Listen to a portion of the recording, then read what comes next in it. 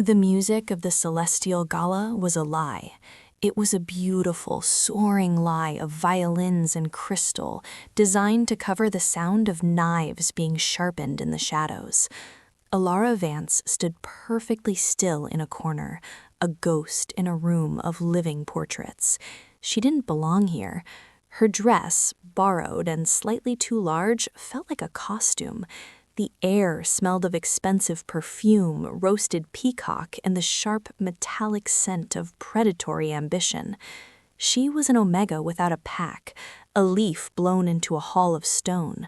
Her only armor was her invisibility, and tonight she needed it to hold. Because on her left wrist, hidden beneath a silken glove, a scar she had borne since birth was on fire. It had begun an hour ago, a faint warmth as she'd crossed the castle threshold. Now it was a pulsing, painful brand, as if a sliver of the sun itself had been sewn beneath her skin. The ancient mark, a stylized sun eclipsed by a crescent moon, throbbed in time with her panicked heartbeat. She pressed her other hand over it, her breath catching. For 22 years it had been nothing, a curiosity, a flaw. Her grandmother's dying words echoed in her memory, desperate and fearful. "Hide it, Elara. Never let them see. It is not a blessing. It is a target." Suddenly, the gilded crowd of alphas, betas, and privileged omegas seemed to part like a dark sea.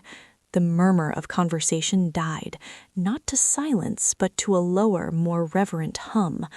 A pressure filled the grand ballroom, a gravitational pull that made the very air difficult to breathe. He had entered.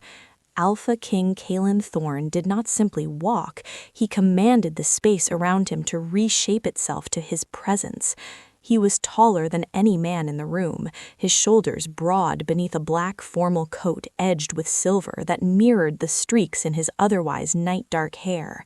His face was all harsh, elegant angles, a face carved for portraits and proclamations, but it was his eyes that trapped her. Even from across the room, they swept the crowd with a gaze that was less sight and more assessment, a weight that felt like a physical touch. And the moment those eyes passed over her corner, the mark on her wrist exploded. White-hot agony lanced up her arm, so intense her vision spotted. A choked gasp escaped her lips. The delicate crystal flute of sparkling water someone had placed in her hand slipped from nerveless fingers and shattered on the marble floor. The sound was a gunshot in the hushed room. 100 heads turned. Whispers sharp as needles began to fly. "Who is that? An Omega? How did she get in? Look at her, she's ill." Elara couldn't hear them. The world had narrowed to the fire in her veins and the man standing frozen at the foot of the grand staircase. King Kaelen had stopped dead. All regal detachment vanished from his expression, replaced by something stark, primal, and utterly shocked. His right hand flew to his own left wrist, clutching it through the fabric of his coat. His eyes, wide and blazing with sudden gold fire, were locked on her, not on her face, on her gloved wrist. He took a step forward, then another. The crowd fell back before him, creating a direct, silent path between the king and the nobody Omega. Elara's instincts screamed at her to run, to hide, to melt into the walls, but her feet were rooted to the spot, held by a force deeper than fear. The burning in her mark shifted, the pain receding just enough to be overshadowed by a terrifying magnetic pull. A thread of pure energy, invisible and undeniable, seemed to stretch taut between his wrist and hers. He stopped an arm's length away. The scent of him washed over her, storm-wet earth, ancient cedar, and the clean, dangerous scent of lightning just before it strikes. Up close, he was even more formidable. Power radiated from him in a nearly visible aura, a hum of dominance that made her Omega nature want to both submit and bare its teeth in a defiance she never knew she possessed. You, he breathed, his voice a low rumble that vibrated in her very bones. It wasn't a question, it was a recognition, a verdict. Before she could feint or speak or move, his hand shot out, but not to strike. With a deliberate slowness that felt more intimate than a grab, he took her left hand. His touch was searing, but not from heat, from the raw current that leapt between their skin. He didn't ask, he simply peeled back the edge of her silken glove. The mark was exposed, glowing faintly against her pale skin, the eclipse symbol shimmering as if lit from within. A collective sharp inhale came from those close enough to see. Kaelen Thorne's jaw tightened. With a movement that was both ceremonial and desperate, he tugged at his own fine cuff, pushing back the black fabric.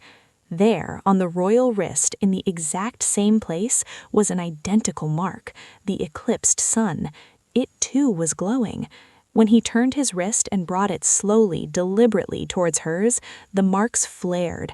A light, pure and silvery white, burst from them so bright it lit their faces and made the nearby nobles cry out and shield their eyes. In that light, she felt it, a click deep in the core of her soul, a door she never knew was locked swinging open, a connection slotting into place with the finality of a falling stone. The light faded as quickly as it came, leaving an afterimage and a ringing silence. The king's beta, a stern-faced woman with eyes the color of flint, materialized at his side. "Your Majesty," she said, her voice urgent and low, "the council is dismissed." Kaelen finished, his gaze never leaving Elara's face. The gold was still churning in his eyes, his wolf clearly close to the surface. "Clear the room, Celine, now." "Sire, the political implications," Celine tried again, her calm cracking, "are secondary to this," he growled, the alpha command in his voice making even the brave beta flinch. He finally looked away from Elara, sweeping his gaze over the stunned aristocracy. "The gala is concluded. You will all depart. Speak of what you have seen to anyone and you will answer to me." It was not a request. It was a royal decree edged with a threat so palpable the air grew cold. Within minutes, the glittering ballroom emptied, leaving only the echo of hurried footsteps, the scent of fear and excitement, and the wreckage of a planned evening. Elara stood alone with the most powerful werewolf in the kingdom and his formidable beta. The burning had subsided into a warm, steady hum, a constant reminder of the invisible tether between them. "What is your name?" Kaelen asked, his voice quieter now, but no less intense. "Elara," she whispered, finding her voice at last. "Elara Vance." "Vance," he repeated, testing the name. A flicker of something, recognition, passed through his eyes before it was shuttered away. "You are unaffiliated." It wasn't a question. He could smell the absence of a pack bond on her, the lonely scent of the unbonded Omega. "Yes." He paced away a few steps, running a hand through his hair, the picture of a man whose perfectly ordered world had just been upended. "The eclipse mark," he said, more to himself than to her. "It was legend, a children's tale, a symbol from the founding pact." Celine stepped closer, her analytical gaze on Elara. "The legends say the moon goddess marked the first true pair, the alphaking and his Luna queen, to seal the covenant between her and all werewolf kind. Their bond was the foundation of peace, but that pair died millennia ago, and the mark, it was said to only reappear when the kingdom stands on the brink," Kaelen finished, his voice grim. "When a true goddess-chosen bond is needed to either save it or tear it apart and begin anew."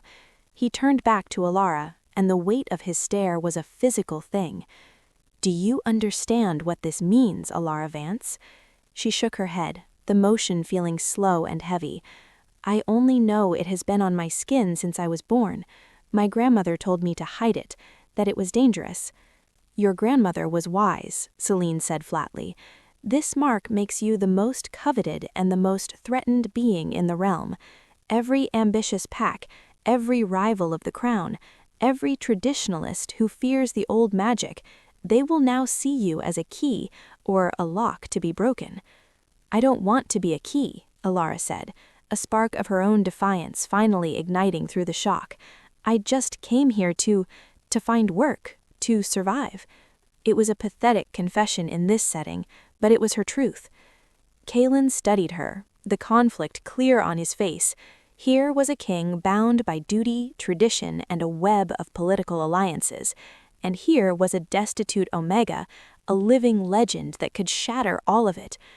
You can't go back to wherever you came from, he stated. What's left of your home? The question was a knife to a wound she kept tightly bandaged. Nothing. It burned, a month ago. She didn't mention the smell of accelerant, the way the fire had targeted only her family's small cottage on the edge of the Nightwood Packlands. She didn't mention her younger brother, Kieran, now lying in the Sisters of Mercy hospice in the lower city, his body broken from trying to save their few belongings, his treatment costs a mountain she could never climb. This gala had been a desperate, foolish hope, to find a wealthy patron, to beg for a position. Not this. Never this. Kaelen and Celine exchanged a look. The Nightwood fire, Celine murmured. We heard of it. An accident, they said. Elara said nothing. Let them think her silence was grief. It was safer. The king made a decision. His shoulders straightened, the monarch reasserting himself over the stunned man. Celine, take her to the Ivory Tower suite. Double the guard, your most trusted. No one enters or leaves without my direct order.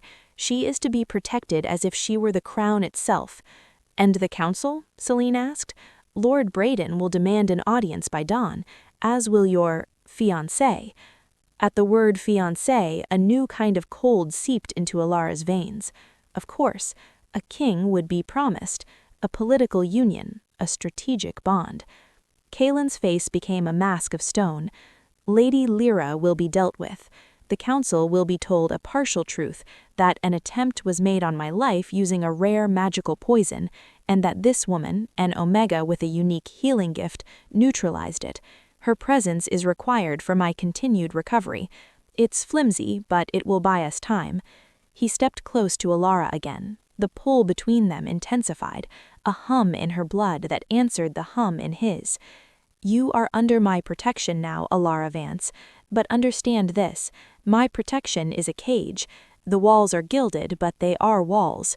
For your own safety and for the stability of this kingdom, you will remain in them until I determine what this, he lifted his marked wrist, truly means and what we must do. He turned to leave, his black coat swirling. Then he paused at the grand doors, looking back. His eyes found hers in the dim, empty ballroom. The mark chose you, he said, his voice echoing slightly in the vast space. It chose me, but the world will see only an upstart Omega and a compromised king. They will not care for destiny. They will only see a threat. Sleep well. You are safe tonight, but tomorrow the war begins. He was gone, leaving Elara alone with Celine and the terrifying glowing truth on her wrist.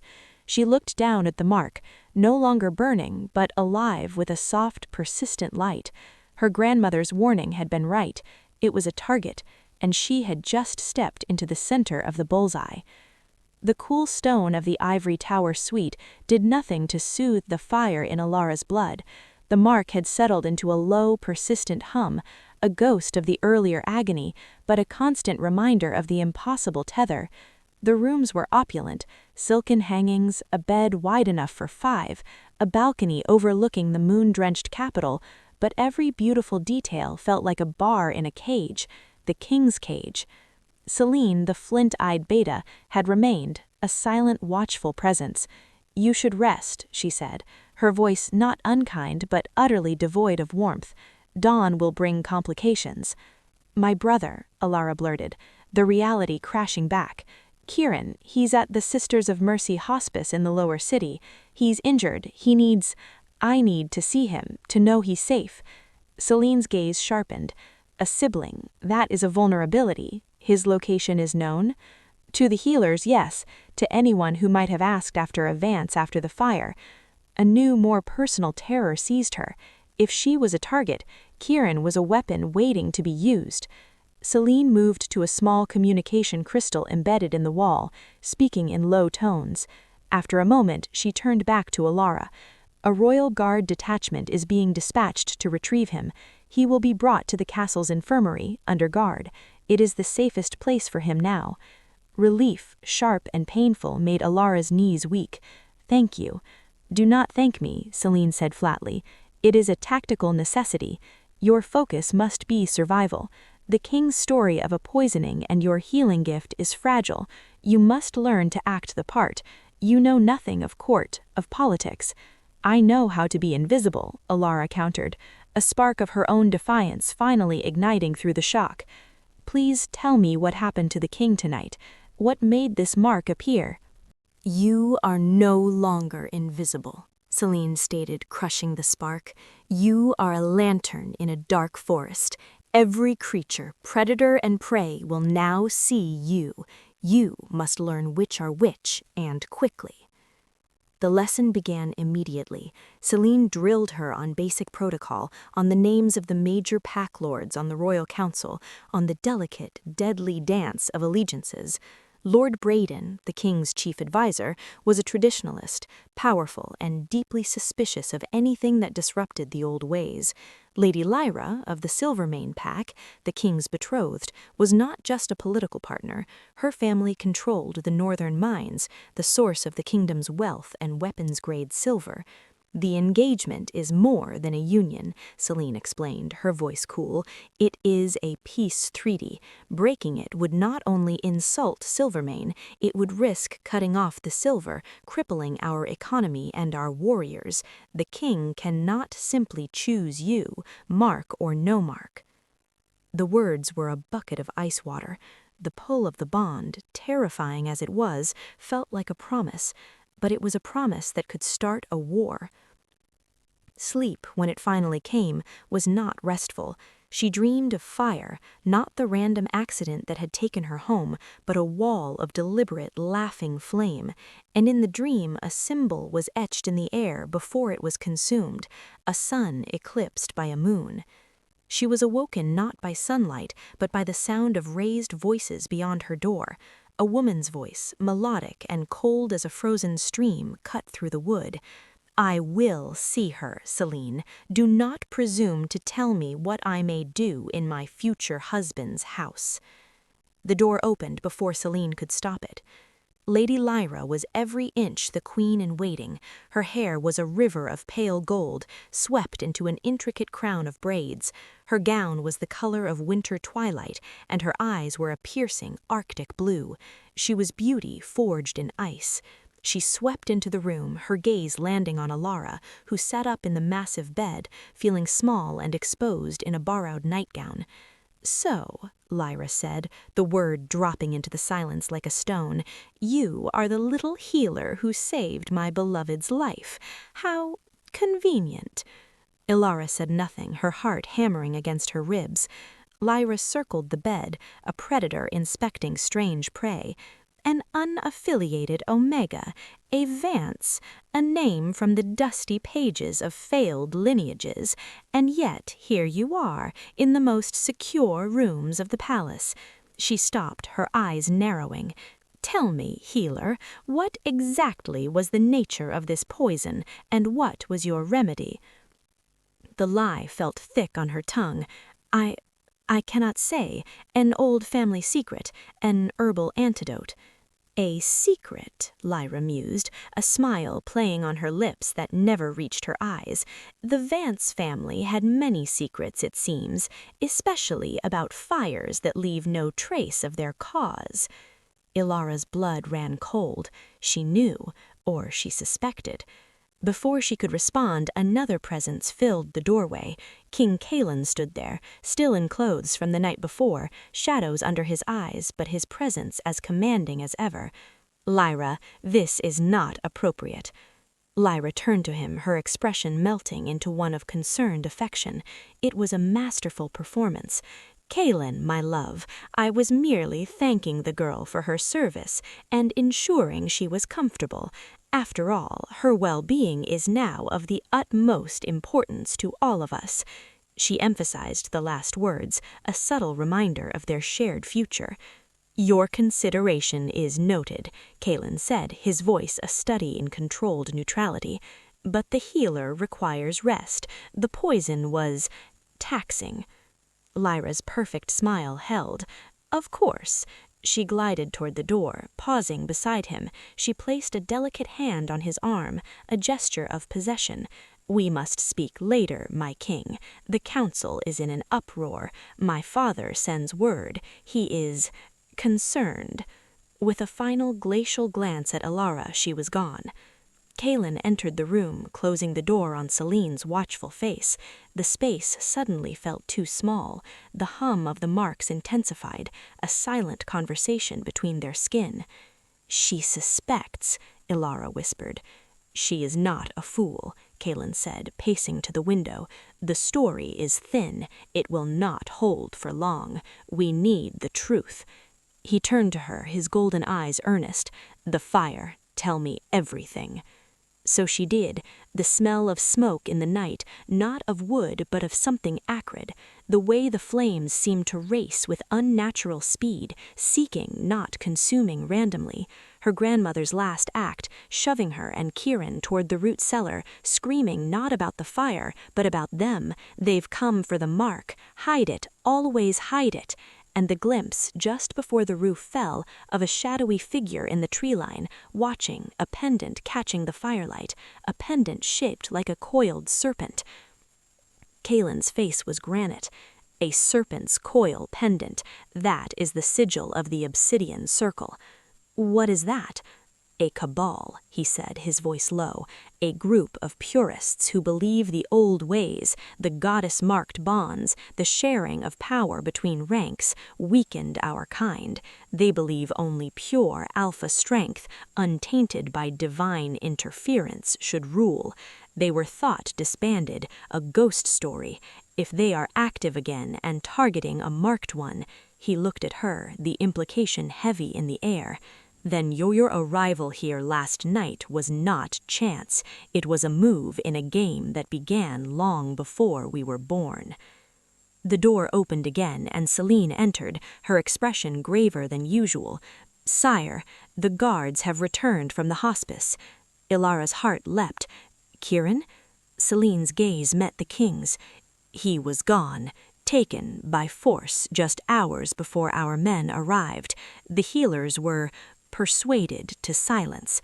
One managed to whisper a clue before she lost consciousness.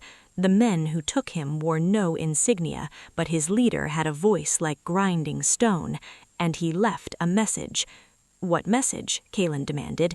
Celine's eyes flicked to Elara with a pity that was worse than fear.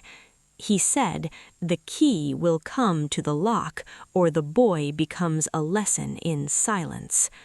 The world tilted. They had Kieran. The Obsidian Circle had her brother. They knew the mark was a key, and they were using him as leverage to force her to do what? To come to them? To use the bond?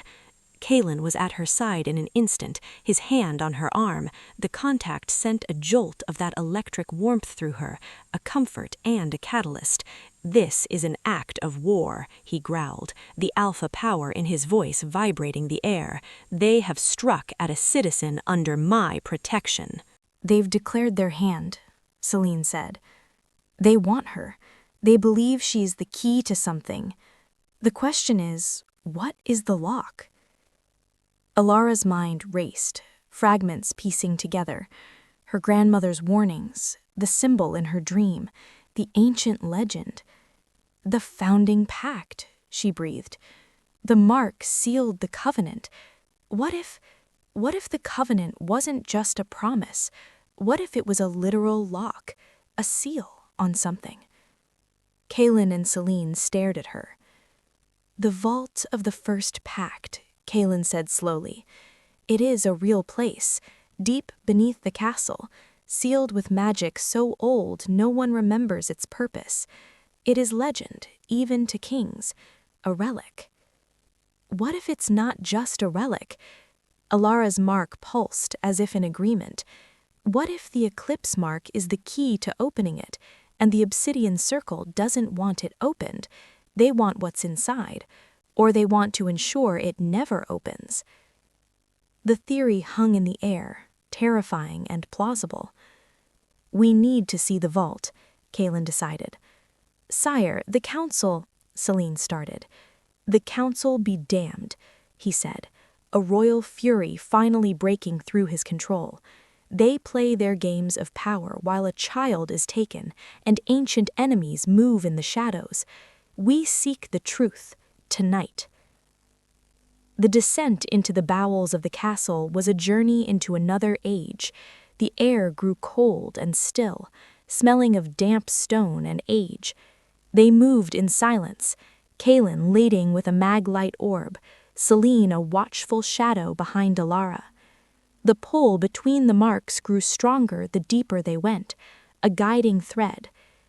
They reached a door that was not a door. It was a solid wall of black stone, seamless, set into the bedrock. In its center was a depression, a circular indentation, and within that indentation, carved with impossible precision, was the symbol, a sun eclipsed by a crescent moon. Elara's mark blazed to life, so bright it illuminated the dark corridor. Without being told, she stepped forward. Kaelen joined her, his own wrist glowing. They shared a look of shared fear, shared determination, and something else, a fragile trust.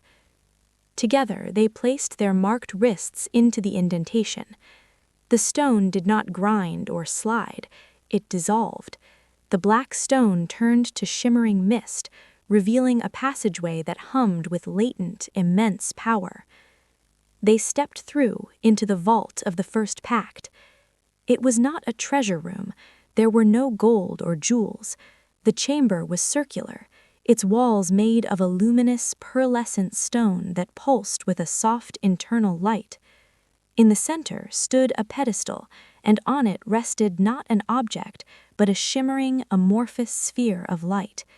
Within the light, images flickered, ancient forests, towering wolves of pure spirit, a great ceremony under a dual moon. And standing before the pedestal, as if waiting, was a man. He was old, his back bent, draped in simple gray robes. He turned, and his eyes were milky with blindness, but his smile was serene.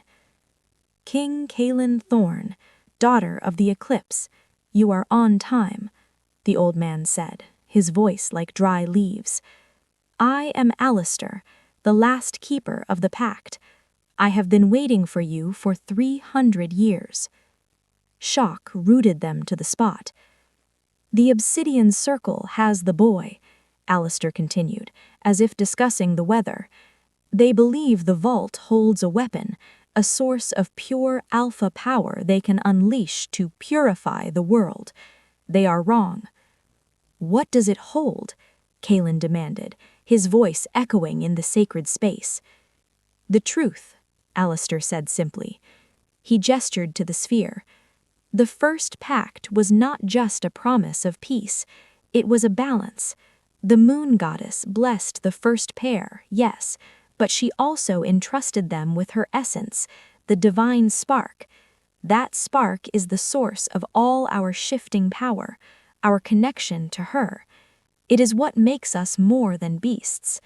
The pact was a covenant to protect that spark, to keep it safe from those who would hoard it, weaponize it, or destroy it out of fear. He pointed a gnarled finger at their wrists. The eclipse mark is a stewardship. It does not grant personal power. It designates the guardians, the alphaking to protect the spark from external threats with strength, the marked Luna to protect it from internal corruption with wisdom and connection. Together, you don't unlock power for yourselves. You are the lock and the key. You maintain the balance that keeps the spark safe and whole, feeding all packs equally. The revelation was staggering. They were not chosen for a grand romance or absolute power. They were chosen for a sacred duty, a weight that made a crown seem light. "The Obsidian Circle wants to shatter the sphere," Alistair said. "They believe by destroying the divine spark, they'll force all wolves to rely on pure, unmagical strength, the strength of the alpha, unrestrained. They do not understand that without the spark, we would lose our wolves entirely. We would become merely human, or worse, feral beasts trapped between forms." "They have my brother," Elara said, her voice cracking. "They will use him to lure you," Alistair nodded. "They believe you can open it for them. They do not know that to open it without the bond's true intent, to protect, it would cause it to self-destruct, taking the spark and half the continent with it. They seek annihilation in the guise of purity." Kaelen's face was set in grim lines. "Then we must get the boy back before they force her to try." "There is a way," Alistair said, "but it requires a true alignment of your bond, not just its presence, but its acceptance, its purpose. You must stand as one, not just in proximity, but in spirit. The bond can then be used to locate what is tied to your heart. Your brother's blood is your blood. The mark can find him." He guided them to stand before the glowing sphere. "Join hands, let the bond flow. Seek not power, but connection. Seek not dominance, but protection." Elara looked at Kaelen, the king, the stranger, the man bound to her by an ancient design. In his eyes she saw the same turmoil, the same reluctant acceptance, and a dawning resolve. This was bigger than an engagement, bigger than a throne. This was the survival of their very essence. She took his hand, not as a subject, not as a pawn, but as a partner. The moment their palms met, the marks blazed. The light did not hurt, it enveloped them. She felt his presence, not just physically, but the weight of his duty, his fear for his people, his simmering rage at the injustice done to a helpless boy. And she sensed him feeling her in return, her love for Kieran, her loneliness, her stubborn will to protect what was left of her family. The memory of the vault, the shimmering sphere, the keeper's revelation, the shared vision of Kieran was a brand on Elara's mind. But the cold stone of the strategy room in the royal wing was a brutal anchor to the present. A large map of the Stonelands was spread across an oak table, weighed down by daggers and empty cups. Kaelen leaned over it, his fingers tracing the route to the derelict fortress, the location burned into both their minds. Celine stood at his shoulder, her face impassive, but her eyes missed nothing. Two other figures were present, General Garrick, a mountain of a man with a scar bisecting his brow, and Lord Finian, a younger council member whose loyalty Celine had vouched for. His keen intelligence was matched by a quiet demeanor that Elara instinctively trusted more than the bluster of the other lords. "The Blackstone Keep," General Garrick grunted, jabbing a thick finger at the map. "An abandoned fortress after the border wars, a ruin, perfect for rats and kidnappers." His eyes, the color of flint, flicked to Elara, not unkindly but with the assessing look of a man calculating the weight of a burden. "A direct assault is what they'll expect. They'll have the high ground and they'll be dug in." "Then we do not give them a direct assault," Kaelen said, his voice low and decisive. "Garrick, you will take the King's Guard, a full sentry, and march to the foot of the Stonelands. Make noise, make a show of force, lay siege to the wrong fortress, 10 miles south, draw every eye." Garrick nodded, a grim smile touching his lips. "A feint, let the snakes think the hawk is striking elsewhere." "While the real hawk strikes from the shadows," Kaelen finished. He looked at Lord Finian. "You have climbers, scouts who can move like ghosts."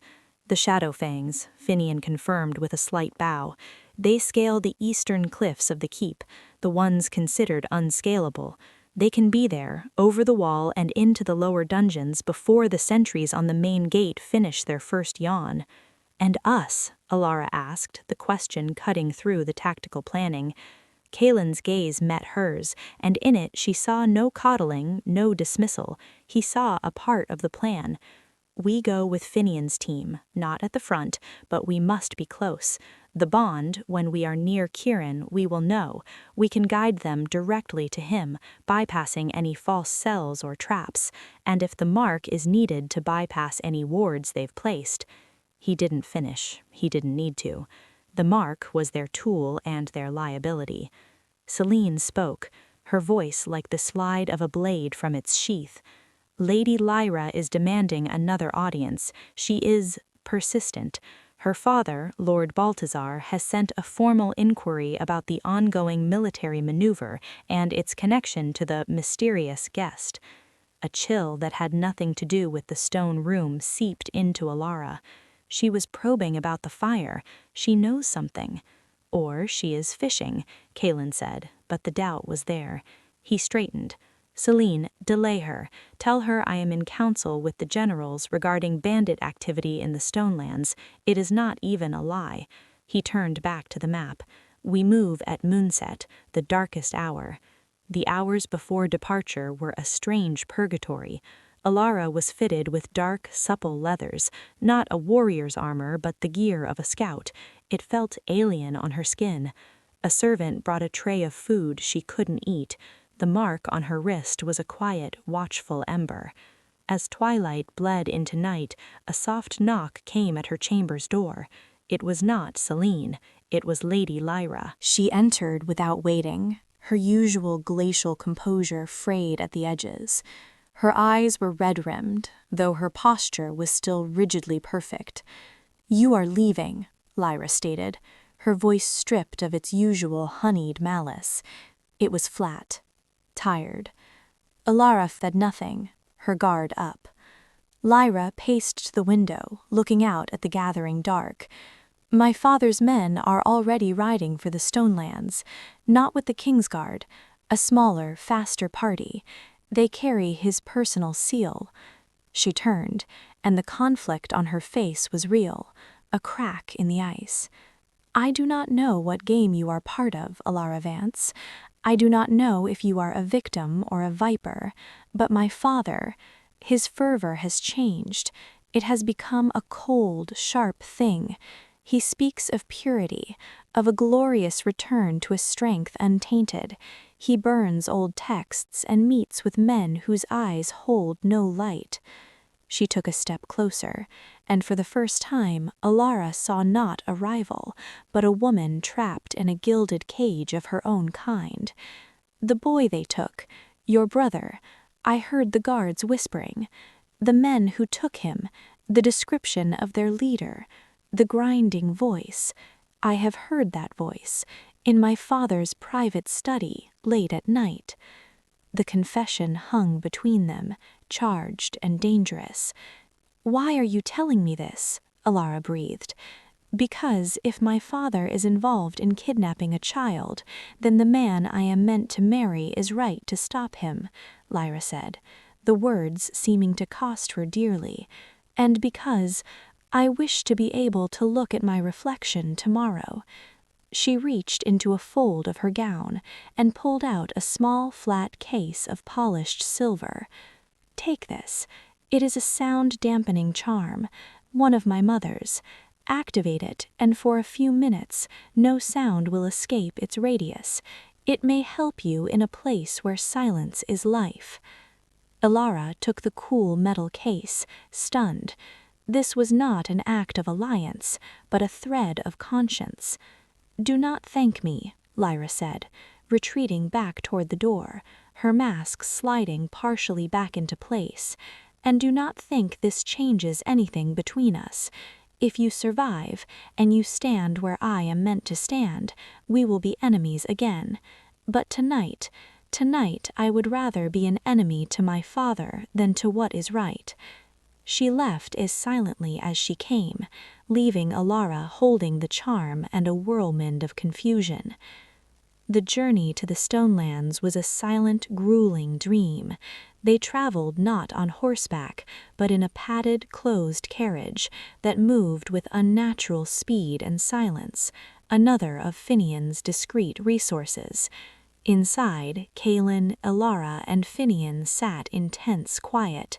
The hum of the bond was a low-frequency wire between her and the king, vibrating with shared tension. As the carriage finally halted and they disembarked into the ink-black shadow of a rocky canyon, the reality of it all crashed down. The air was thin and cold, smelling of dust and desolation. Before them, a sheer cliff face rose, black against the slightly lighter sky. Figures, clad in gray like the stone itself, melted from the shadows, Finian's shadow fangs. They said nothing, only nodding to their lord before beginning their ascent, ropes and climbing claws moving with silent, deadly grace. "Stay between us," Kaelen murmured to Elara, his breath a cloud in the cold air.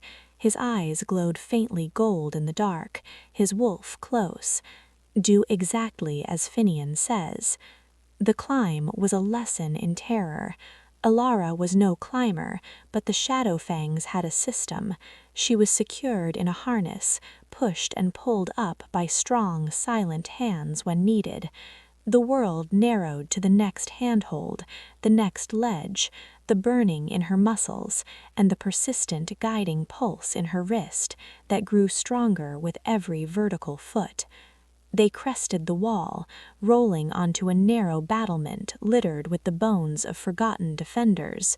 The fortress spread before them, a skeleton of stone in the moonlight, and the pull in her mark became a direct, painful tug, pointing like a compass needle to the deepest part of the keep. "He's there. He's alive."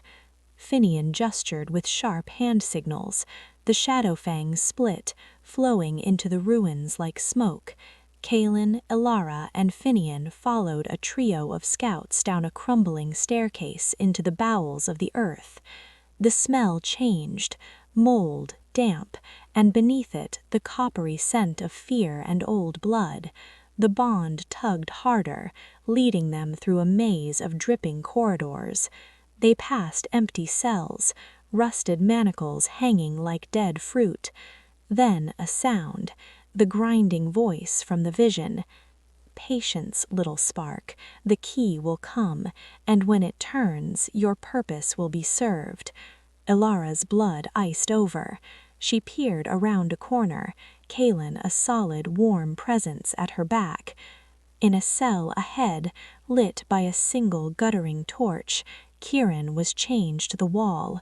He was pale, bruised, but his eyes were open and blazing with a defiance that made Elara's heart clench. Before him stood a man, tall, gaunt, wearing dark robes. The serpent's coil pendant gleamed at his throat.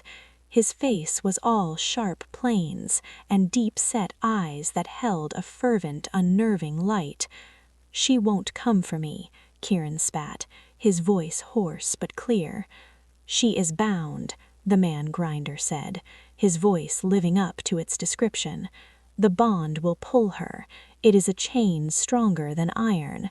She will come and she will open the way for us. The age of true strength is at hand."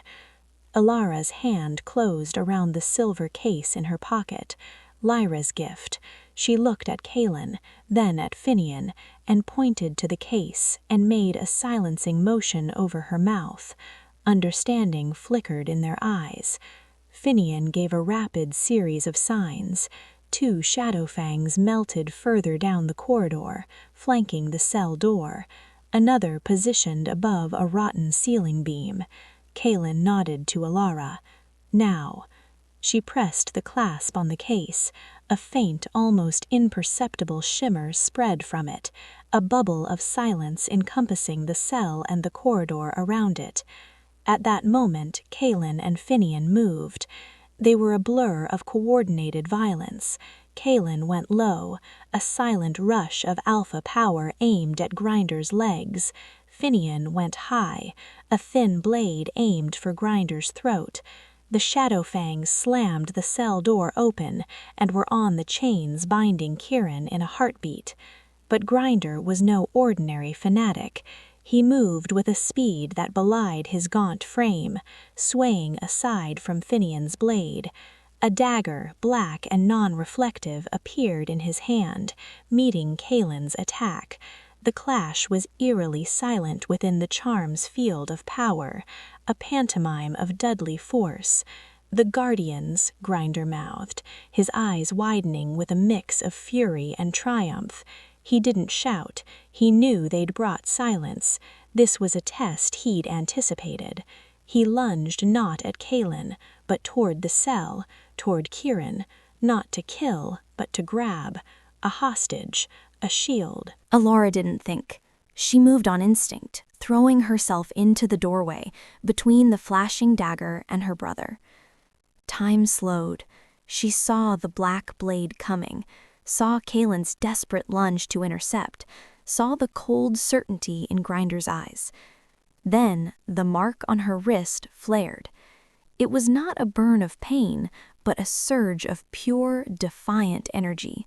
A shield of soft, silver light erupted from her skin, forming a dome between her and the descending blade.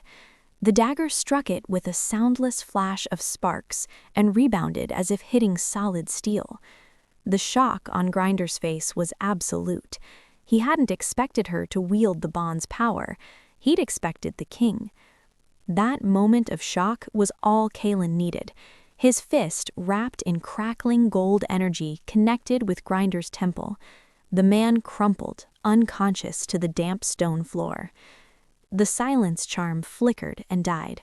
Sound rushed back in, the rasp of Kieran's chains hitting the ground as the shadow fang picked the lock, the ragged sound of her own breathing, Kaelen's fierce growl.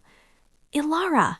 Kieran cried, stumbling forward as the last chain fell. She caught him, holding him tight, feeling the tremors racking his thin frame. He was safe. He was here. The shield. Kaelen was staring at her wrist, where the light was fading. His eyes held awe and a new, profound respect. You protected. That's what he meant. The bond's power is for protection. Finian was already checking Grinder's bonds, gagging him securely. We have our prize, but we must go. The distraction won't hold forever, and that little light show might have been visible. He was right. As they hurried Kieran out, retracing their path, distant horns began to blare from the main gates of the keep. The Obsidian Circle's forces, realizing the feint, were mobilizing. Their escape was a frantic race against the dawn. They rappelled down the cliffs as the first gray light touched the sky, the sounds of pursuit growing behind them. They reached the hidden carriage as the sun breached the horizon, flooding the stonelands with a light that felt too exposing, too revealing. Inside the carriage, with Kieran wrapped in a blanket and sipping water, the reality of what happened settled. They had Kieran, they had a high-ranking prisoner, but they had also revealed a card. The Obsidian Circle now knew the marked Luna could wield the bond's power, and Elara had seen the look in Grinder's eyes before he fell. It wasn't defeat, it was calculation. He wanted to be caught. As the carriage sped away from the stonelands, carrying them back toward the gilded cage of the capital, Elara looked at the unconscious fanatic slumped in the corner, then at her brother's sleeping face, then at the king, who watched the landscape fly by with a pensive, troubled gaze. The rescue was a victory, but it felt like the first move in a much longer, darker game, and the next move, she feared, was already being played on a board they couldn't yet see. The return to the castle was not a triumph, it was a tense, silent infiltration. Grinder, bound, gagged, and hooded, was smuggled through the same hidden passages they'd used days before, taken to the deepest, most secure cell in the royal dungeons, a place called the Stillness, designed to hold magic users. Kieran, pale and shivering, was taken not to the infirmary, but to a discreet suite adjacent to Elara's in the Ivory Tower, under the watch of a healer Celine trusted implicitly. Elara wanted nothing more than to sit with her brother, to wash the grime of the dungeon from his skin and see the fear leave his eyes. But duty, in the form of Celine's sharp knock, intervened. The prisoner is secured, but he will not remain silent forever, Celine stated, her gaze sweeping over Elara, still in her stained leathers. The king requires your presence in the stillness.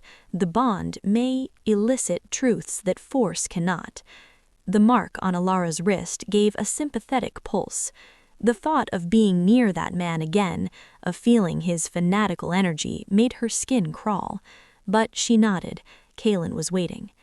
The stillness lived up to its name.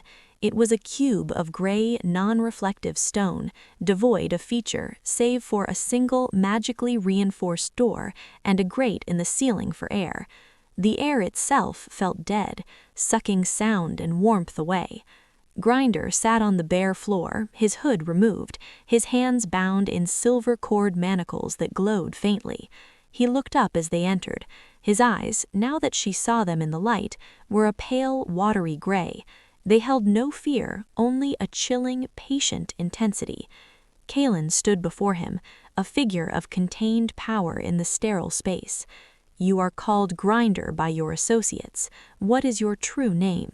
The man smiled, a slow crack in his weathered face. Names are chains, king of a broken covenant. I am a liberator. That is all you need to know.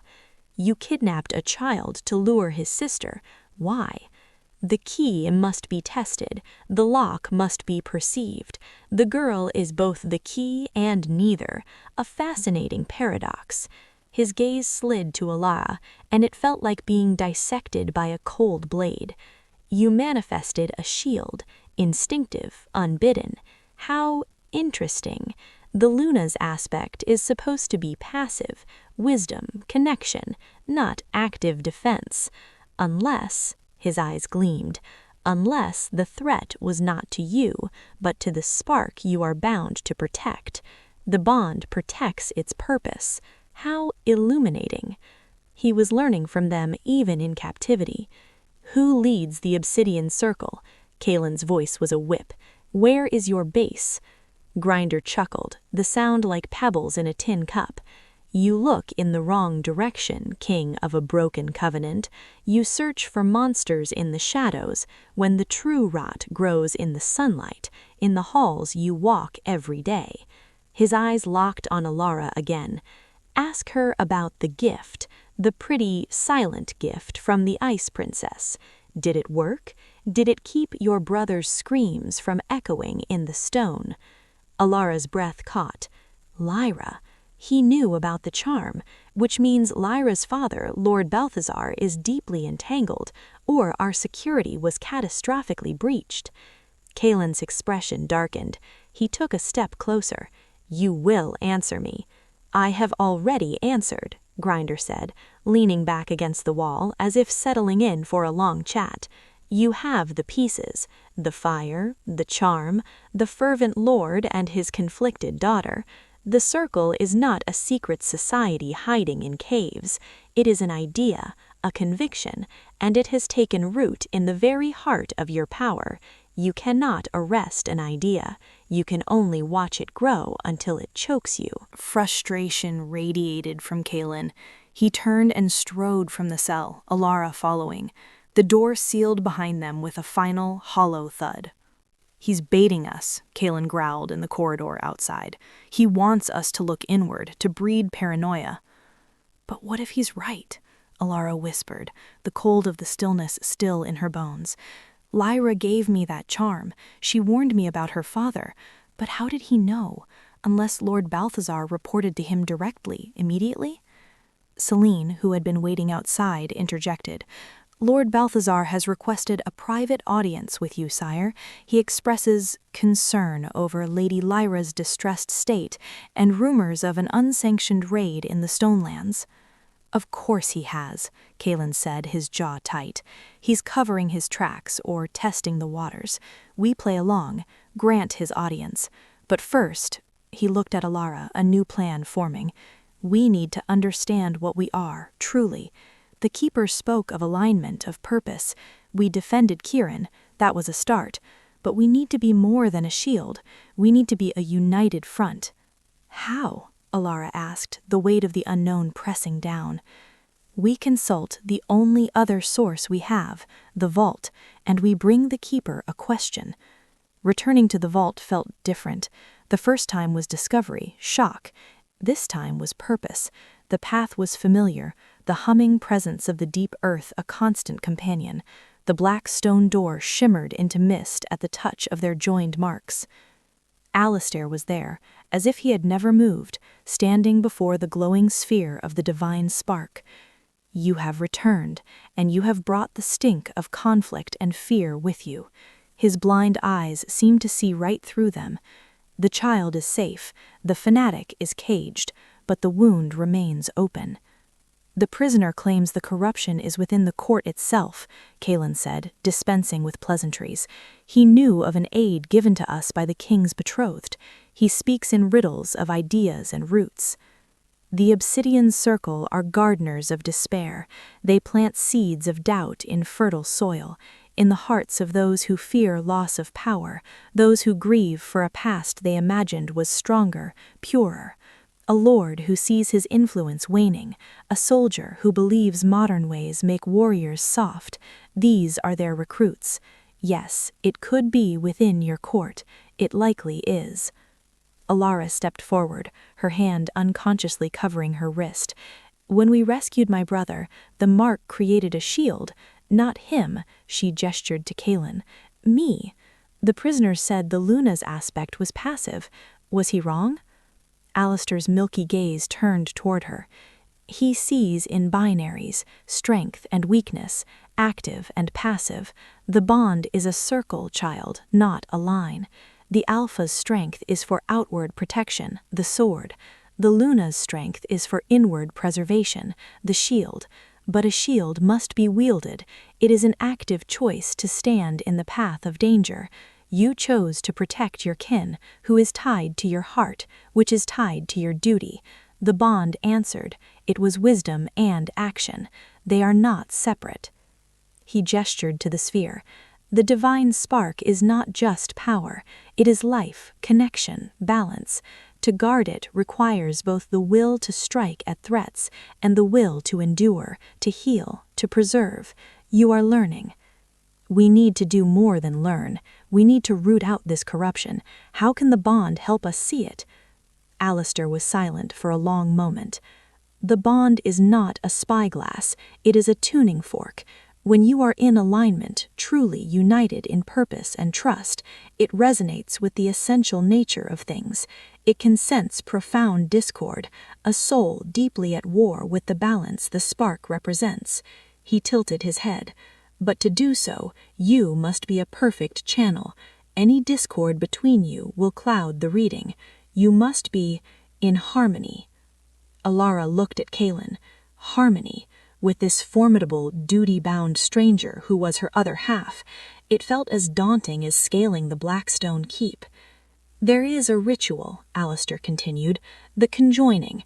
It is not a bonding. That was done by the goddess. It is a conscious alignment of wills, a mutual vow, not of romance, but of a sacred duty. It would amplify your connection, allow you to sense the rot in the sunlight, as your prisoner calls it. But the risk is great. If your vows are not true, if there is hidden reservation or deceit, the feedback could shatter your minds. The air in the vault grew heavier. A vow, not of love, but of sacred duty, to tie my life, my will, irrevocably to this king and this cause. We have little choice, Kaelen said, his voice low. He looked at Elara, not as a king to a subject, but as a guardian to another. The enemy is at the gate, and possibly within it. We need every tool. But the choice must be yours, Elara. This binds you to a war, not just to a duty. Elara thought of Kieran, safe because of this bond. She thought of the fire, of Grinder's cold eyes, and the terrifying idea that the very structure of their world was under attack from within. She was already in the war. The only question was whether she would fight with a blindfold on or not. She met his gaze, the hum of the mark a steady, reassuring presence. I choose to see, she said, her voice clear in the luminous chamber. I vow it. A faint smile touched Alistair's lips. then at the next moon's zenith, when the goddess's light is strongest, here, prepare your hearts, forge your resolve. The conjoining will show you the path. Whether you can walk it, that is up to you." As they left the vault, the sphere's light seemed to cling to them, a promise and a warning. They had committed to a path with no retreat. The real battle for their unity was about to begin, and it would be fought not in a dungeon or a fortress, but in the silent spaces between their own doubts and fears. The audience with Lord Balthazar was a masterpiece of political theater. He was every inch a concerned patriarch and loyal lord, expressing dismay at the bandit troubles in the Stonelands, worry for his daughter's nerves, and a politely veiled curiosity about the remarkable Omeda, who now seemed to be a permanent fixture in the king's confidence. Kaelen played his part flawlessly, the weary king managing a crisis, dismissive of the exaggerated rumors about the raid, praising Lyra's compassion in offering comfort to the healer who had saved him. He was cool, regal, giving away nothing. But Elara, standing silently at Celine's side, in the role of a humble attendant, felt the undercurrents.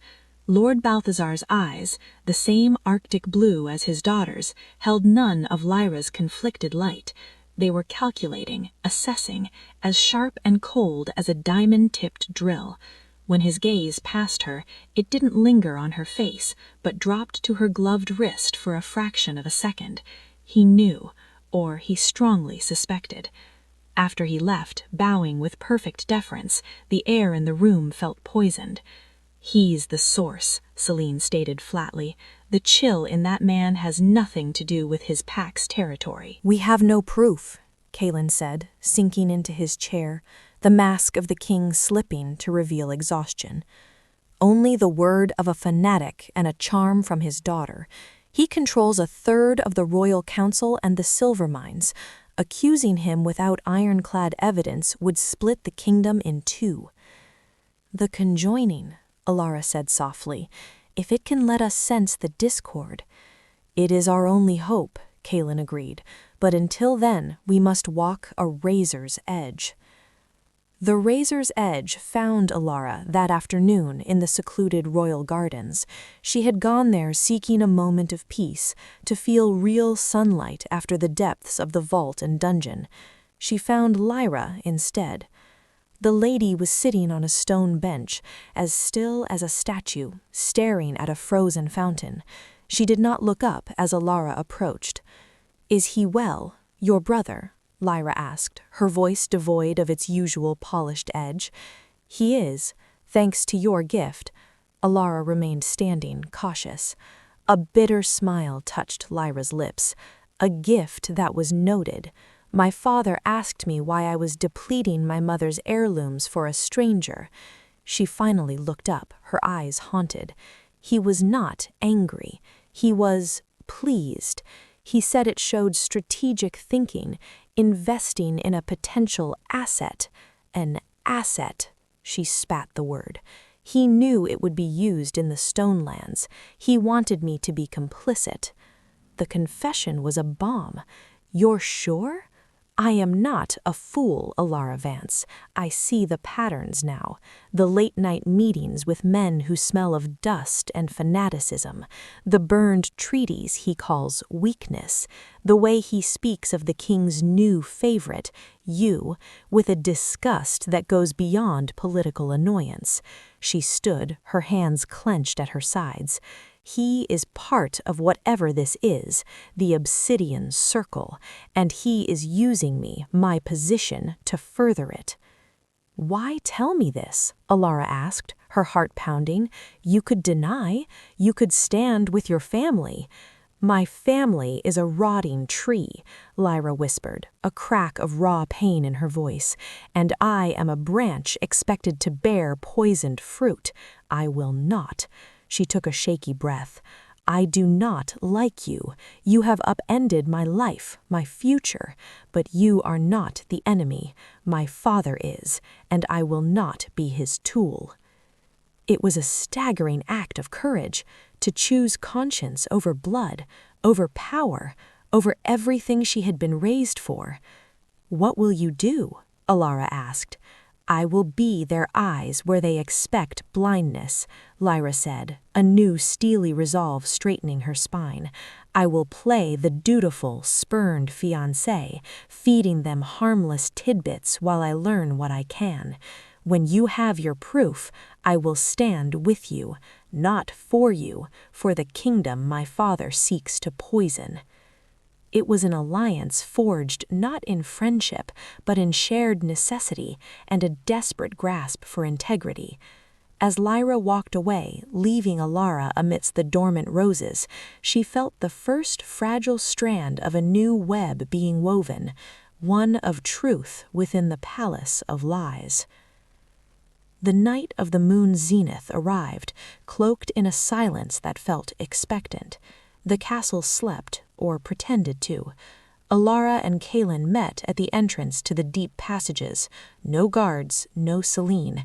This was a journey for two. The descent was silent, but the space between them was charged.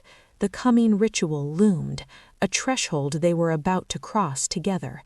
The black door melted away, and the luminous peace of the vault welcomed them. Alistair stood ready, his hands folded. The conjoining is not about words spoken, it is about truths laid bare. You will join hands, and you will look into the heart of the bond. You will see each other's purpose, each other's fears, each other's resolve. You will accept it all.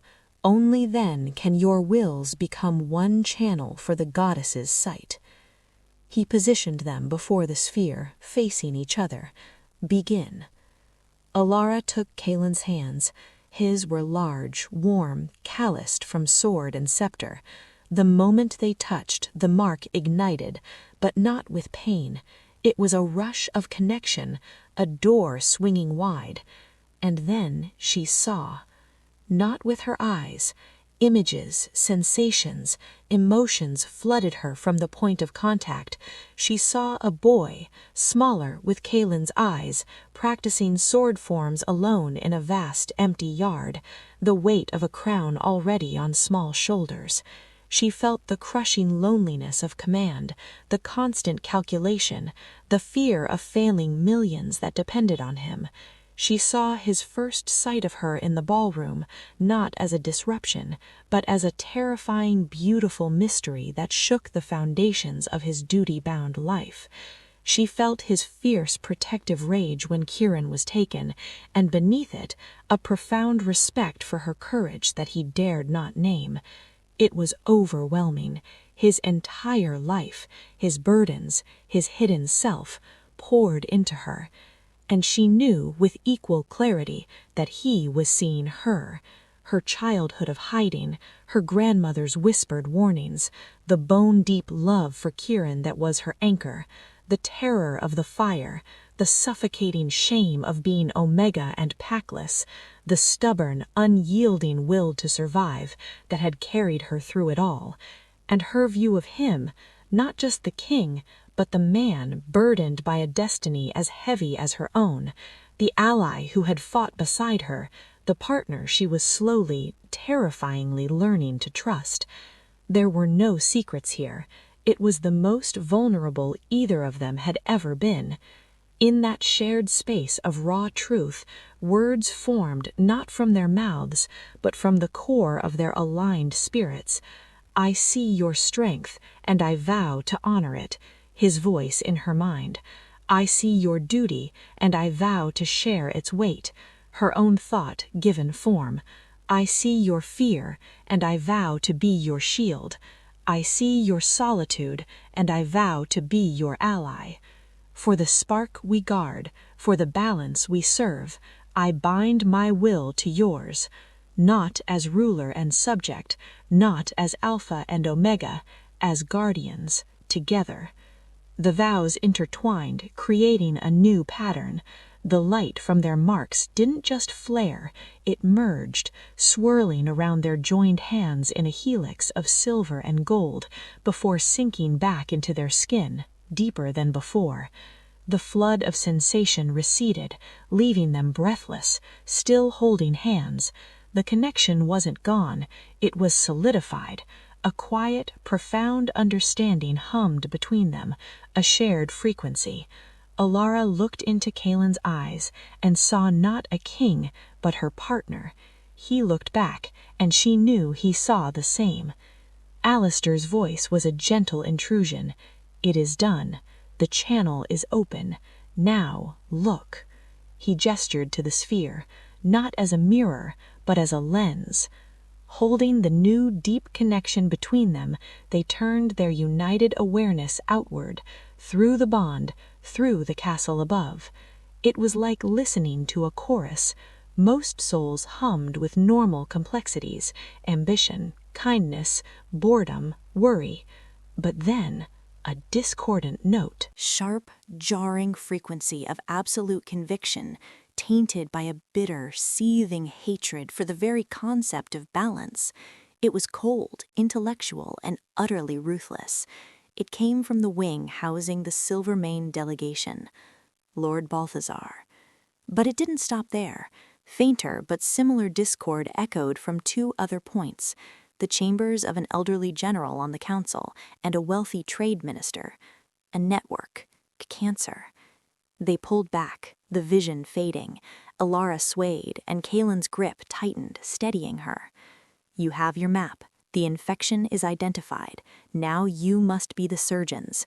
Remember, the bond is for guardianship. To cut out this rot is to protect the whole." They left the vault changed.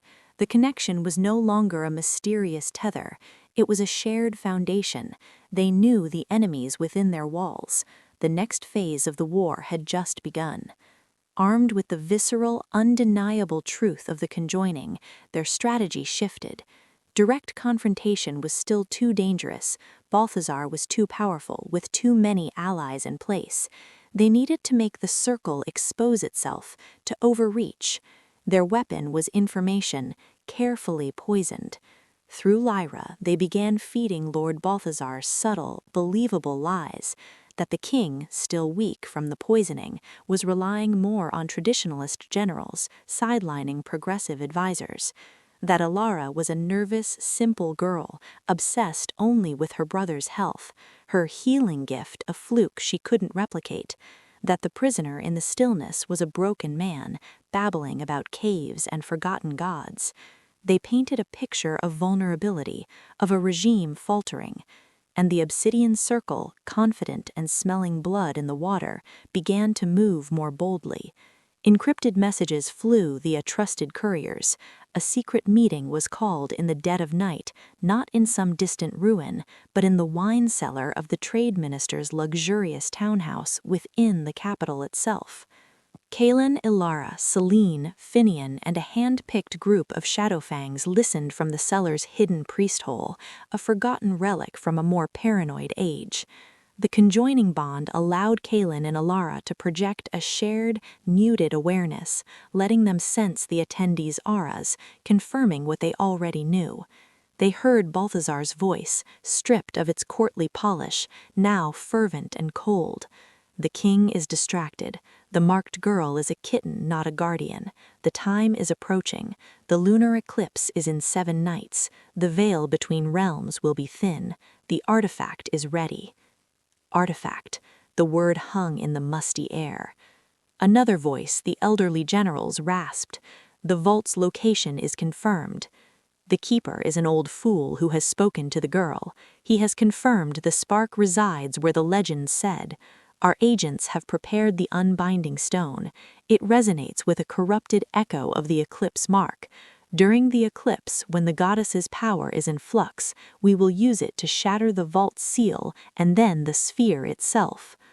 The plan was chilling in its simplicity and audacity. They had an artifact, a date, a target. As the conspirators departed, Kaelen's face in the dim light was set in stone. We let the mine attack happen. We let them think we've taken the bait, but we keep the Shadowfangs and the most loyal of the guard here, hidden. We meet them at the vault. And the artifact, Selene asked, this unbinding stone. We find it, Elara said, the bond humming with certainty. Before the eclipse, we remove their weapon. Finding it meant using their new, most unexpected ally. Lyra reported her father was unusually tense, guarding his private study even from servants. The stone had to be there.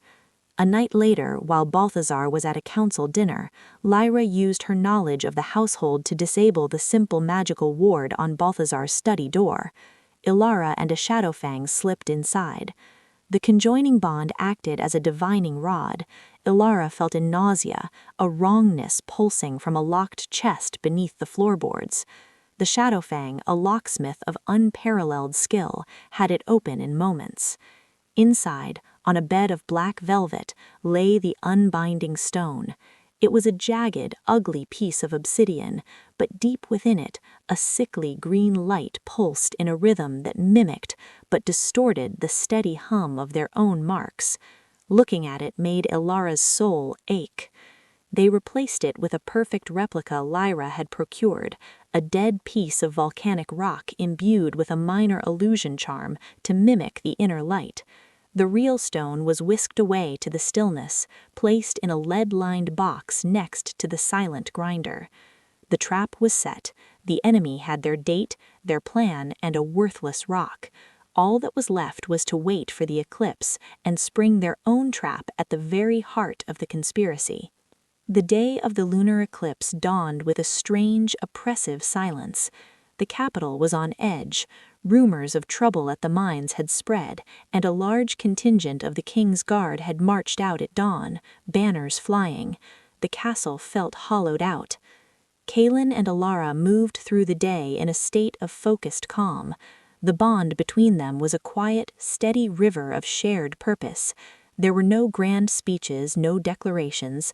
They armed themselves, Kaelen with sword and the authority of his office, Elara with the only weapon that mattered, her will, and the shield the bond had shown she could wield. Lyra was placed under protective custody in her rooms, a believable precaution that also kept her safe from her father's potential wrath when the plot collapsed. Celine and Finian coordinated the hidden defenders, Shadowfangs in the rafters, loyal guardsmen disguised as servants in the corridors leading to the deep passages. As the sun set and the moon began its slow crawl across the sky, the castle's normal rhythms died. The eclipse began, a creeping shadow biting into the silver disk. In the vault, Alistair waited. They will come soon. The corrupted stone will not work, but their fervor will. They may try force or sacrifice. You must hold the line, not to destroy them, but to protect the spark. Remember the balance. They took their positions before the sphere, hands not clasped, but standing shoulder to shoulder, a united front. They didn't have to wait long. The black stone door didn't dissolve, it shuddered, then exploded inward in a hail of stone dust and corrosive green energy. Lord Balthazar stood in the breach, flanked by the elderly general, the trade minister, and a dozen fanatical warriors in unmarked armor. In Balthazar's hand, the fake unbinding stone glowed with its pathetic, false light. "The age ends tonight," Balthazar roared, his cultured voice gone, replaced by the grating zeal of a true believer. He raised the stone toward the sphere. Nothing happened. Confusion flickered across his face. He channeled more of his will into it. A green light sputtered.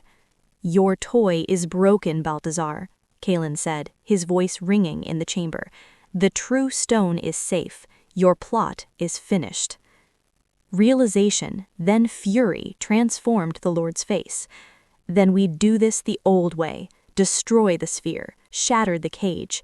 He hurled the fake stone aside and drew a sword of pure, cruel silver. His followers charged. The battle in the vault was chaos constrained by sacred space.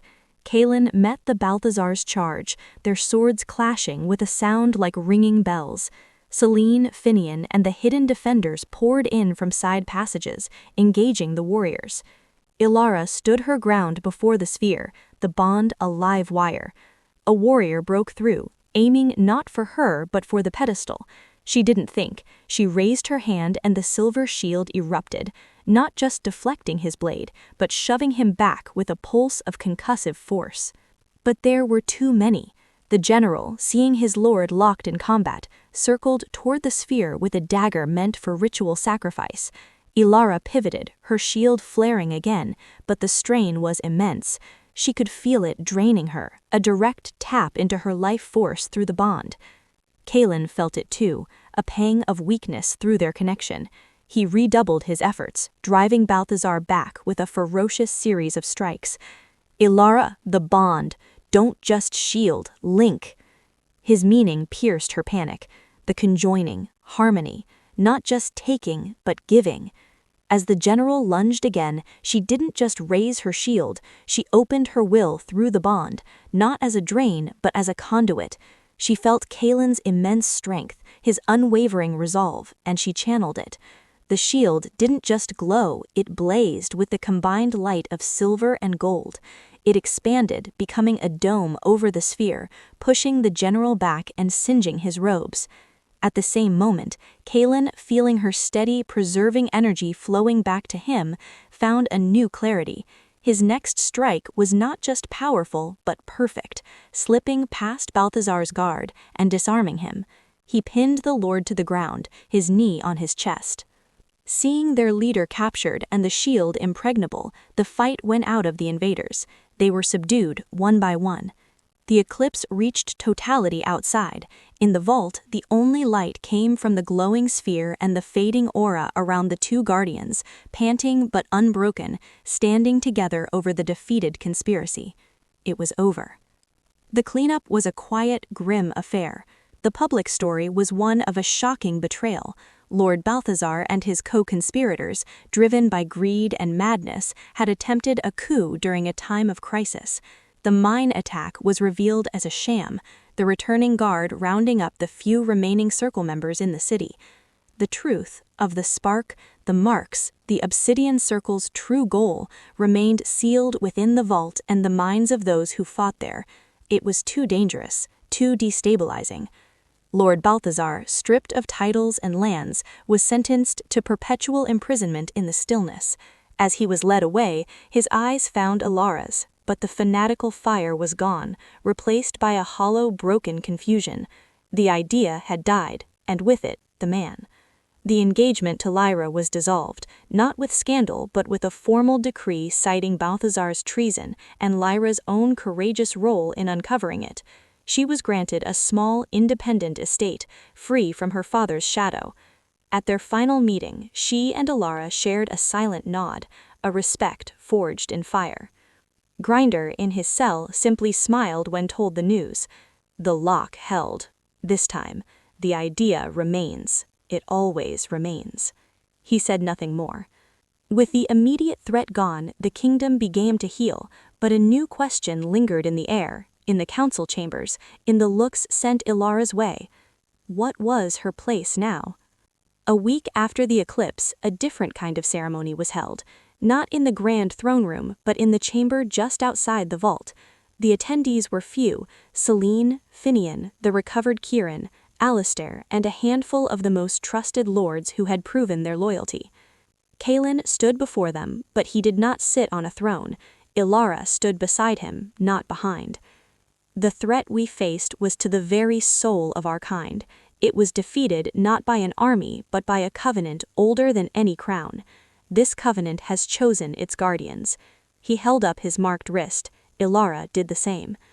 A soft gasp went through the lords. They had seen the marks glow in the ballroom, but now they understood them as symbols of office. Elara Vance is not my queen in the traditional sense. She is my co-guardian, the Luna to my Alpha in the oldest, truest meaning. Her authority comes from the same source as mine, the duty to protect the balance that gives us life. From this day forward, she holds equal voice in matters concerning the security and spiritual well-being of the kingdom. Her seat is beside mine, not below it.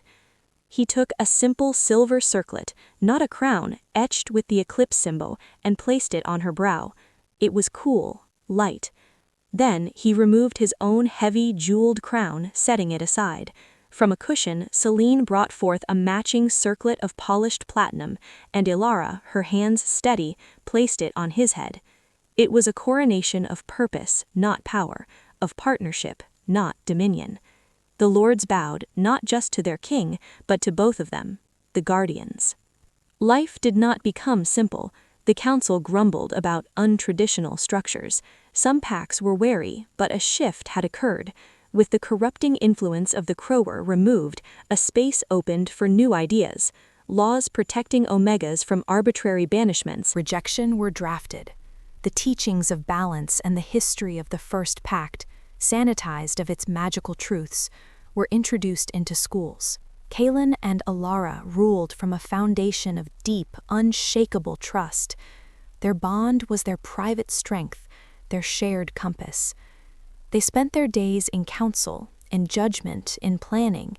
He taught her statecraft, she taught him to see the human cost behind every decree. Kieran, thriving under the castle healers, began studying history and strategy, a bright, eager pupil with a unique perspective. There were no whispered nights of passion, no stolen kisses. Their intimacy was of a different kind, a seamless communication in a council meeting, a shared look of understanding across a crowded hall, the quiet comfort of working side by side late into the night, the bond a warm, constant presence. It was a deep, abiding companionship built on mutual sacrifice and unwavering respect. It was, in its own way, a love story, a love for the duty they shared, for the people they protected, and for the partnership that made it all possible. Months later, Alistair summoned them to the vault. He looked frailer, the light around him dimmer. "My vigil is ending," he said softly. "The guardians are awake. The spark is secure. My purpose is fulfilled." "You cannot," Elara began, but he raised a hand. "All things in balance, child, even a keeper's watch. I will join the First Pact in the moon's embrace. But before I go, a final gift." He placed his hands on theirs. A wave of pure, crystalline knowledge flowed into them, not spells or secrets, but an instinctive understanding of the spark's rhythms, of how to feel the health of the magic in the world, of how to spot the subtlest signs of corruption. It was the completion of their training. "The bond is eternal," Alistair whispered, his form beginning to shimmer, merging with the light of the sphere. "As long as you stand together, the balance will hold. Protect each other, as you protect all." And he was gone, his essence becoming one with the gentle pulse of the divine spark. They stood in the sacred silence, hand in hand, the last keepers of an ancient promise. Years later, on the balcony where they had first truly spoken as allies, Elara and Kaelen watched the sunrise. The city below was peaceful, bustling with a life they had fought to preserve. The marks on their wrists were quiet, content. Kieran, now a young man and an official apprentice guardian, joined them, carrying reports. He had his sister's steady eyes and a calm wisdom beyond his years. "All quiet on the borders," he said, smiling, "and the new Omega Academy in the lower city has its first graduating class next week. They've asked if you'll both speak." "We will," Elara said, smiling at Kaelen. He nodded, his gaze sweeping over their kingdom. The scars of the past were healed. The future was not a guarantee of peace, but it was a promise they were equipped to keep. The mark on her wrist didn't burn anymore.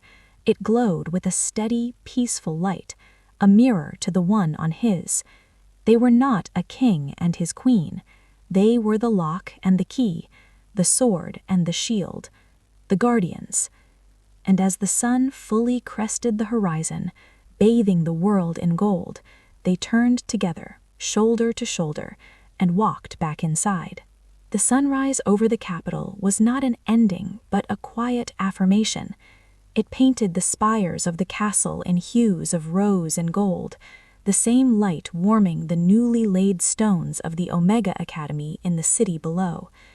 Elara Vance, guardian of the spark, watched it with a sense of profound, settled peace. The mark on her wrist was a comfortable warmth, a silent partner to the one she knew glowed on Kaelen's arm as he reviewed trade agreements at the desk behind her. They had built this peace, day by deliberate day. It was not perfect, but it was theirs, a kingdom healing, learning to bend rather than break. Kieran entered the solar, no longer the gaunt boy from the dungeon, but a confident young man of 18. The shadows of the past were memories, not chains. "The emissary from the coastal packs has arrived, sister," he said, his tone formal but his eyes sparkling. "He's brought a rather large live crab in a ceremonial bowl. It's currently attempting to duel Captain Celine's boot in the receiving hall."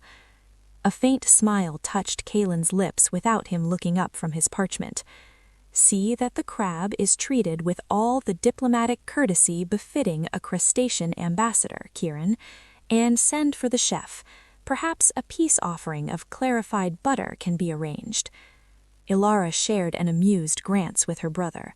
This was their life now, not just battles in vaults, but the absurd and wonderful minutiae of rule. Yet, as Kieran left, the smile faded from Kaelen's face. He set down his quill. "The emissary's arrival is 3 days early, and the coastal packs do not send gifts of live seafood. They send pearls or salt marble." The subtle shift in the air was immediate. The bond between them, that deep humming channel, picked up on his disquiet and mirrored it in her own spirit. "You sense something." "A feeling," he admitted, standing to join her at the balcony. "Like the static before a storm at sea. The balance feels taut." Elara closed her eyes, reaching not outward with her senses, but inward through the connection they shared with the divine spark far below them. It was a practice Alistair had gifted them, a way to feel the heartbeat of their world's magic. Usually it was a steady, serene pulse, like a great sleeping beast. Today, the pulse had a faint, irregular flutter, a skip, a dissonance so subtle only the most attuned guardians would feel it. Her eyes snapped open, meeting his. "The spark is uneasy." The piece shattered not with a bang, but with a whisper, an imperfection in the song. The investigation began in silence. No council was alerted, no guards mobilized. This was Guardian's work. They descended to the vault, the familiar path now as comfortable as a well-worn cloak. The sphere of light pulsed, beautiful as ever, but to their aligned senses the flaw was clear, a hairline fracture in the harmony, a note of foreign melancholy seeping into the chorus. "It is not under attack," Elara murmured, her hand hovering near the light, feeling its distress. "It is grieving, or reacting to a grief elsewhere." Kaelen's brow was furrowed in concentration. "The spark is connected to all our kind. A wound to the magic anywhere is a wound here." He focused, pushing his awareness through the bond, following the thread of dissonance. "The source is distant, very distant, not within our territories, east, across the shattered sea." The shattered sea, a place of myth and mist, said to be impassable, dotted with islands lost to time and storm. No werewolf packs were recorded there. It was a blank space on the map. "We must send scouts," Kaelen stated, the king re-emerging in his tone. But Elara shook her head, a certainty crystallizing within her. "Scouts will see nothing. This is not a physical wound. It is a spiritual rupture, a breach in the idea of the pact. The bond is reacting because something connected to it is in pain." She looked at the sphere, at the flicker of sadness within the light. "The legends say the moon goddess marked 13 pairs for the first pact. 12 founded the packs of this continent. What happened to the 13th pair?" The question hung in the luminous air. The histories were silent on the fate of the 13th pair. It was as if they had vanished from the story entirely. "You think they went east," Kaelen said slowly. "I think the spark remembers its missing children, and their line is in peril." The implications were staggering. Another marked pair, a lineage surviving in isolation, and now something was threatening them, and through them threatening the delicate balance of the spark itself. Their duty did not end at their borders. It extended to any thread of the sacred covenant. "We cannot leave," Kaelen argued, practicality warring with duty. "The kingdom is stable, but new. Our presence is the bedrock." "And if the 13th line falls and the rupture in the spark widens," Elara countered gently, "what happens to the magic here, to Kieran's generation, to the balance we've sworn to uphold?" He had no answer. The greater duty was clear, and it was terrifying. The decision, when it came, was made together. They would go, not as king and guardian with an army, but as the guardians alone, following the pull of the bond to the source of the dissonance. The kingdom would be left in the hands of a regency council, Selene for military and security, Finian for diplomacy and law, and Kieran, to their quiet pride, as the voice of the guardian's will, a living link to their authority and the new principles they embodied. Preparations were made under a veil of normalcy. They announced a retreat to the sacred groves for seasonal meditation, a believable excuse for rulers bound to ancient magic. Lyra, from her estate, sent a tersely worded note. "The sea does not forgive sentiment. Come back alive. The court is dreadfully dull without your particular brand of chaos." The night before their departure, Elara stood in Kieran's chamber. He was packing a small kit for himself, not to go, but to move into their solar, to hold the space. "You're afraid," he said, not looking up from folding a tunic. "I admit it, but this is different. It feels like we're walking off the edge of the world." He finally met her gaze, his eyes older than their years. "You took me back from the edge of the world, you and he. This is just another kind of shadow, and you don't walk into it alone." He hugged her fiercely. "Follow the bond. It brought you to him. It will lead you to what needs saving." At the same hour, Kaelen stood in the silent throne room. Selene found him there. "The ship is ready. A swift cutter crewed by shadowfangs who know the eastern mists. They will take you to the last known charted point. After that," she shrugged, "you will be guided by something older than maps." "Hold the center, Selene," he said. "We will," she promised, her flinty eyes softened by a deep loyalty. "Just ensure you have a center to return to." Dawn saw them on a remote dock, the capital a gray silhouette behind them. The cutter, the moon's echo, waited, its gray sails furled. There were no crowds, no fanfare, just two figures, cloaked and resolute, stepping from the world they knew onto a deck that would carry them into the unknown. As the ship caught the morning wind and slipped into the channel, Elara and Kaelen stood at the stern, watching their home diminish. The marks on their wrists were not burning, but pulsing with a slow, insistent rhythm, like a lodestone pulling them inexorably east. The peace they had won was not the end of their story. It was an interlude. The true scope of their guardianship was only now revealing itself, not over a single kingdom, but over the scattered, fragile remnants of a divine promise across the whole world. The sea spread before them, vast and gray and veiled in mist. Somewhere in that void, a thread of the pact was fraying, and the guardians, bound by mark and will, now sailed to mend it. The story of the lock and the key was not over. It was simply turning a page, leaving the familiar shores behind, and sailing towards a new, unseen chapter written on the wind and in the deep, grieving heart of the magic they were born to protect. End of Part 1. the kingdom's peace.